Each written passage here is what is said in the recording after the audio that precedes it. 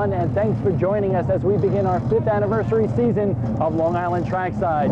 The NASCAR Motorsports season is underway right here at Riverhead Raceway, and there are many changes on tap for 1996, especially in the NASCAR Modified Division.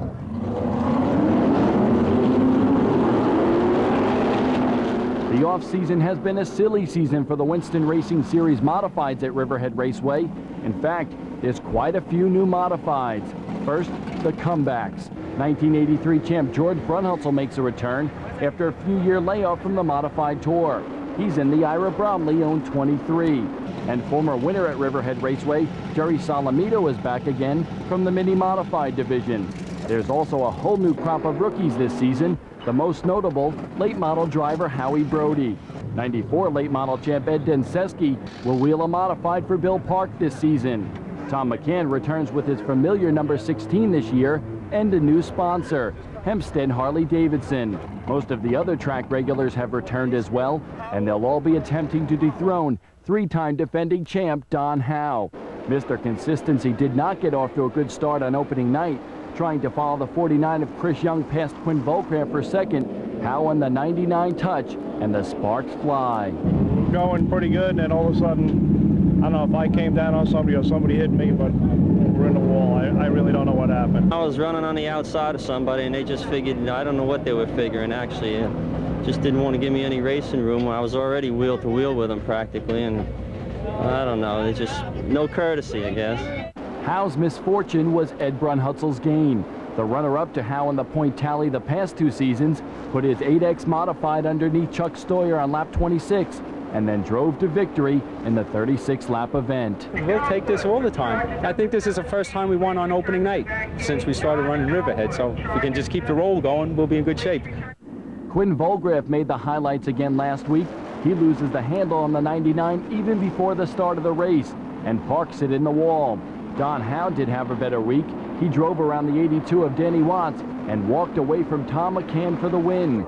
Mike Unitzko spent his week off from the NASCAR Modified Tour by making a stop at Riverhead Raceway, and he made it a good one, moving from 14th starting spot to finish 3rd. And now, here's Art Mochi.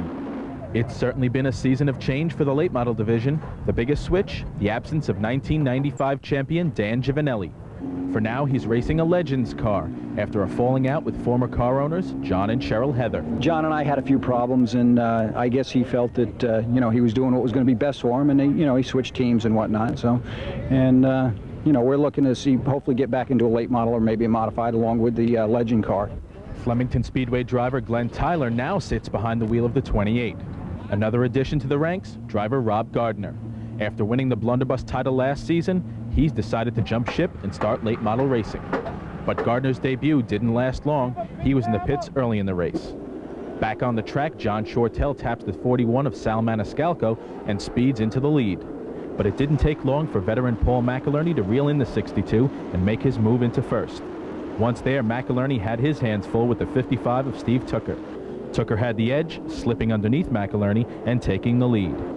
Action was brought to a screeching halt on lap 19 when Sean Egan spun and came back up onto the track in front of a pack of cars. The 39 of Roger Oxy and 20 of Greg Shivers had nowhere to go. Both were sore and shaken up, but not seriously hurt. When racing resumed, Tooker stayed ahead of McInerney to take the win. I saw he had a push. He gave me the bottom groove once I got him, and he drove me clean, and that's what it's all about. The following week, Oxy started on the outside pole and quickly made the most of it by jumping into the lead. Last week's winner, Steve Tooker, moved through the field and challenged the 39. Tooker quickly jumped on Oxy's tail and let him know he was there.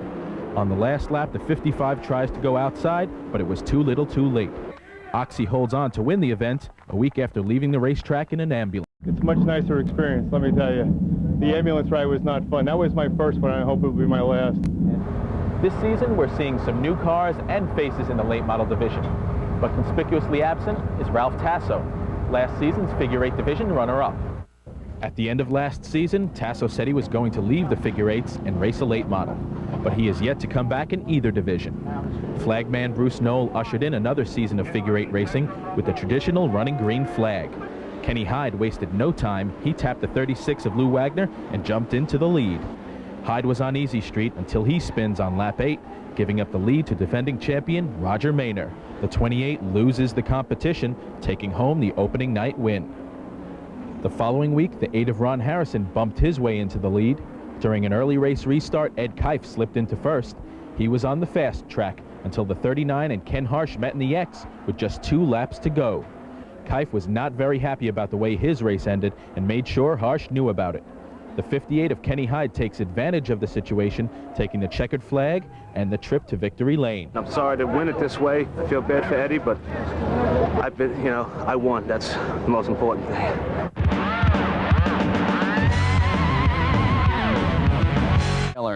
Change is the key word at Riverhead Raceway this season.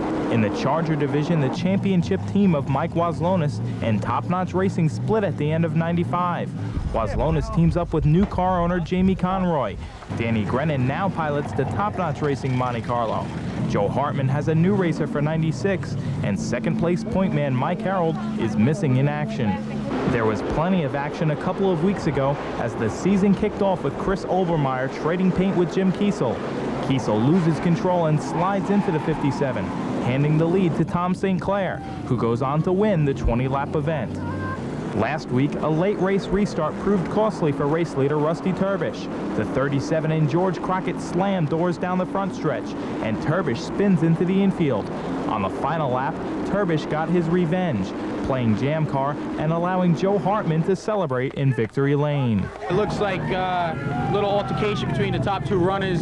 I don't know really what was going on, but it panned out for me, I guess. It wasn't really that sporty of him to do so, but you know, everybody's got to drive how they want. You know, I guess I was in the way there at the end, I don't know. Following the race, second place finisher Mike Waslonis was disqualified for an illegal carburetor. Car counts are sky high in both the Charger and Blunderbuss divisions, and with the 1995 Blunderbuss champion and runner-up out of the picture, the hunt for this year's title is wide open. The Blunderbuss division opened the curtain to the '96 season with Michael Schwartz grabbing the lead. Schwartz had his hands full the entire race. On the last lap, John Clancy stuck his racer under the 14. The 2-touch, Schwartz gets loose, and out of nowhere comes Jason McGarry, who wins in a photo finish. Contact was the name of the game in last week's Blunderbuss feature. Paul Johnston and Troy Ferdinando cruised by John Hines for the lead, and once again the race would be decided on the final circuit. Johnston and Ferdinando tangle out of turn 2. The 1 spins, and Bubba Zwickle throws his number 55 under the 84 for what appears to be the win. Guess again. Caution was thrown for the 1 blunderbuss on the backstretch. And when that happens, you find out who the yellow was thrown for. Everybody else goes back to their starting position because we go back a lap, and that's the reason the 84 was back up front. Just seems like with 1 lap to go, he brought me real high where there is no groove. I thought the race was over when the car and I got together and we hung up a little bit. By the time we got unhooked, I was 4th or 5th across the line. I thought that was a checkered flag. Johnston capitalized on the ruling, narrowly beating out Tom Pickerel and Bubba Zwickle in a 3-wide finish. After the race, Johnston and Pickerel were both disqualified for illegal air cleaners, so the win went to Bubba after all.